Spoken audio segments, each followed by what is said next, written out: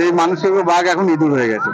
Tiger যদি দেখা যায় কোথাও শহর অঞ্চলে, তাই বলবেন বন দপ্তরকে খবর দেবো।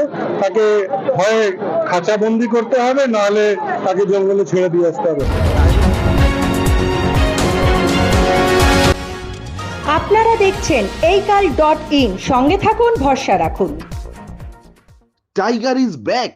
ভোটের মুখে সাংসদ অর্জুন সিং এর ছবি দিয়ে এমন পোস্টারই ছেয়েছে ভাটপাড়া সহ গোটা ব্যারাকপুর লোকসভার বিভিন্ন এলাকা, যা নিয়ে বিতর্কের ঝড় রাজনৈতিক মহলে।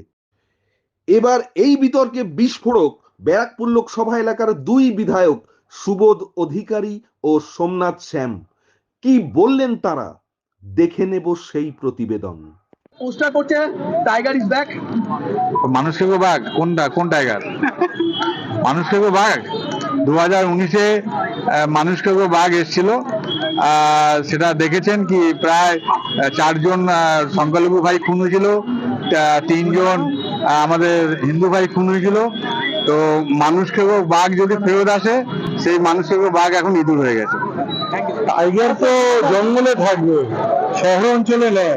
টাইগার যদি দেখা যায় কোথাও শহর অঞ্চলে, তাই বলবেন বন দপ্তরকে খবর দেবো।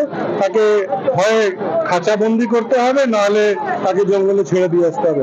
টাইগার তো আর মকরশালে থাকতে পারে না, শহর অঞ্চলে থাকতে পারে না।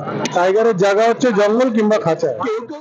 ব্যারাকপুর থেকে শোভনলাল রাহার প্রতিবেদন, এই কাল।